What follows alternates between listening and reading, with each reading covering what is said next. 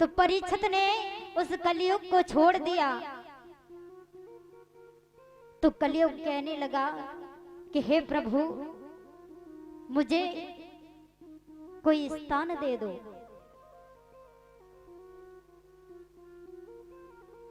तो परीक्षित महाराज कहने लगे, जहां पर शराब पिलती हो वहां रहो, जहां पर चोरी होती हो वहां रहो, जहां वेश्या गमन करती है वहां रहो, और जहां जुआ खेलता हो वहां रहो।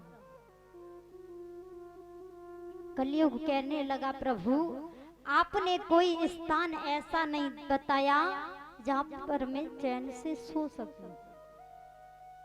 उसी समय परीक्षित बोले कि तुम जाओ सोने में वास करो। तो परीक्षित के सिर पर जो मुकुट था, उस मुकुट में सोने का मुकुट था, उस मुकुट में कलयुग ने छलांग लगा दी।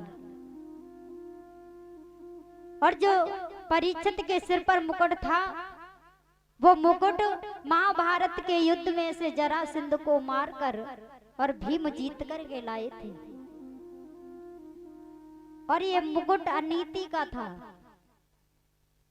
देखिए, तुम्हें नीति, अगर तुम्हारी नीति की अगर कोई चीज है तो वो फल जाएगी, अनीति की चीज कभी नहीं फलेगी।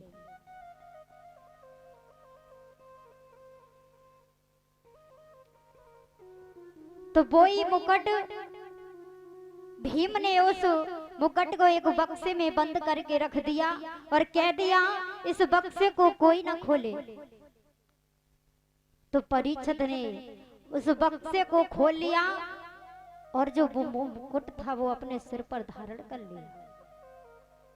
इधर वो ही कलयुग परीक्षित के मुकुट में सवार हो गया। एक बार क्या हुआ कि परीक्षित को प्यास सताने लगी।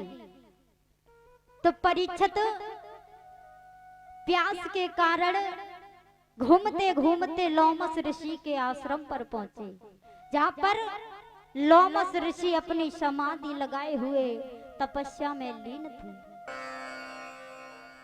भगवान की तपस्या कर रहे हैं। तो परीक्षित महाराज कहने लगे, बाबा बाबा मुझे प्यास सता रही है, मुझे पानी पिला दो।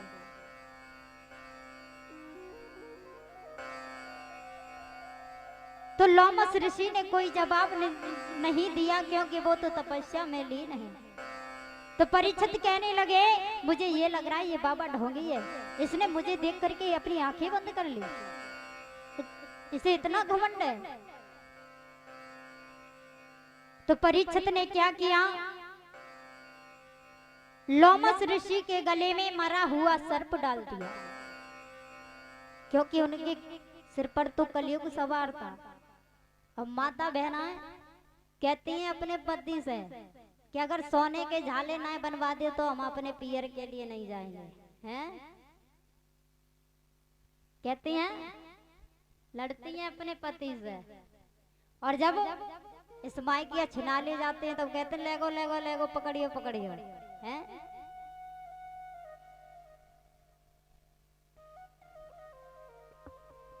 माताओं, अब तो चीज पहनने का तो धर्म ही नहीं है। अगर जेवर पहनो तो अपनी जान दे दो।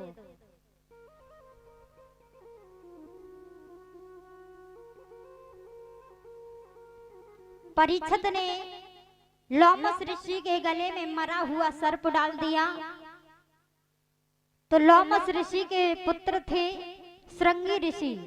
श्रृंगी ऋषि वहीं पर खेल रहे थे, तो उन्होंने क्या देखा कि हमारे पिता के गले में मरा हुआ सर्प डला है। अपने पिता के जैसे ही सर्प देखा तो आग बबूला हो गए।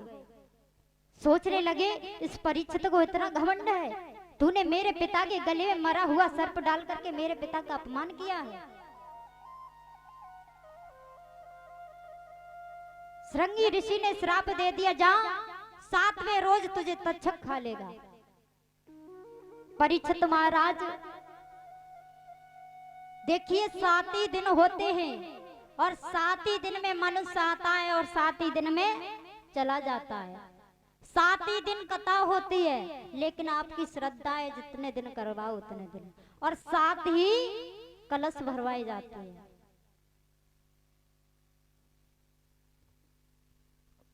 श्रृंगी ऋषि ने श्राप दे दिया था कि यही नाग जिंदा होकर के तक्षक बनकर के 7वें रोज तुझे डसेगा और तुम्हारी मृत्यु हो जाएगी। इधर लोमस ऋषि कहने लगे, बेटा तुमने ये क्या किया? तुमने उनको श्राप क्यों दे दिया? तुम्हें पता है परीक्षित के सिर पर जो मुकुट था उसमें कलयुग का वास था, इसलिए परीक्षित की बुद्धि पलट गई, इसलिए उसने हमारे गले में मरा हुआ सर्प डाल दिया और हमारा अपमान कर दिया।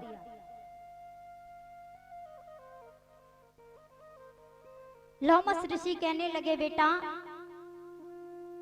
आप उन्हें श्राप मत दो, उन्हें माफ कर दो और कह देना कि अपना बचने का इंतजाम कर ले।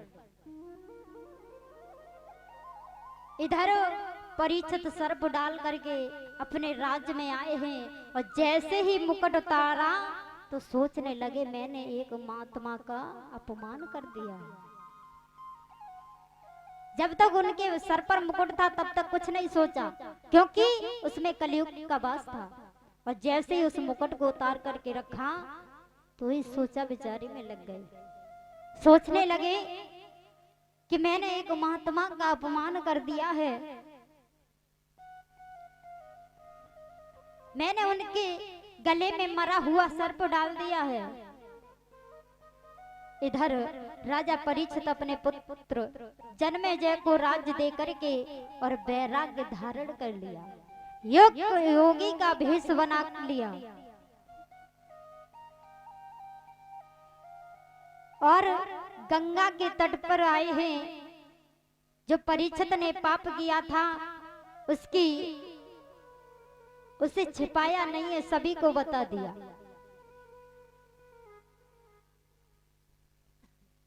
सभी अपने अपने विचारों से ऋषि मुनि परीक्षित को मोक्ष का मार्ग बता रहे हैं, परंतु ऋषि कौन कौन थे?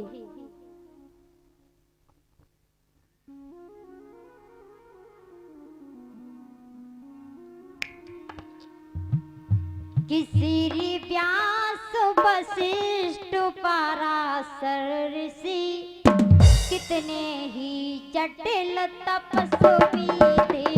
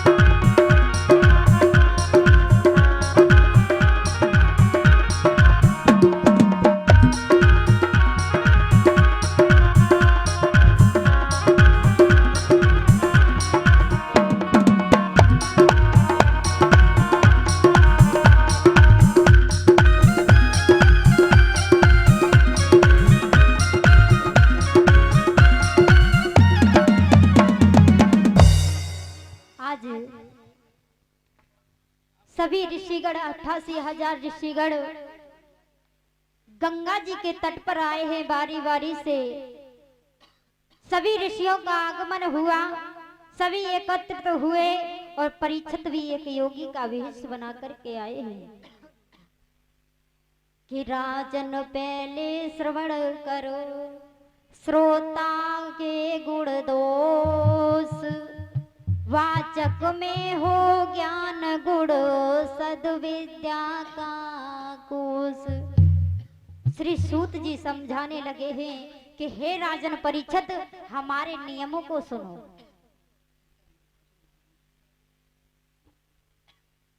नियम समझाने लगे हैं कि माया से मन को हटाकर कथा को सुननी चाहिए। अपनी माया पर कभी घमंड नहीं करना चाहिए। ये लक्ष्मी होती है, लक्ष्मी किसी की नहीं होती है। लक्ष्मी चलती फिरती रहती है, कभी आज यहाँ तो कल वहाँ। ऊंच नीच का कोई भेदभाव नहीं रखना चाहिए।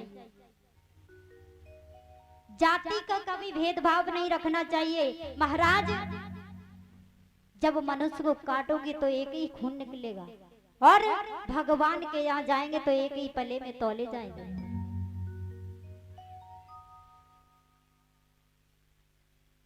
और अपनी विद्या पर कभी गर्व नहीं करना चाहिए कि हम इतने विद्वान हैं, कि हम सबसे बड़े हैं, हमको इतना ज्ञान है। जितना जिसको ज्ञान है उतना उसके लिए सही है। और अगर किसी पर नहीं आता हो तो आप बता सकते हैं बेटा ऐसे नहीं ऐसे है। अपने धन का कभी अभिमान नहीं करना चाहिए। प्रभु के चरणों में कोई विपक्ष नहीं होना चाहिए। हृदय में काम ना हो, स्वच्छ पावन हृदय, हृदय में कभी घमंड नहीं होना चाहिए। और अपनी सुंदरता पर कभी घमंड नहीं करना चाहिए कि हम सुंदर हैं तो किसी को बूझते नहीं हैं अपनी सुंदरता के अलावा। और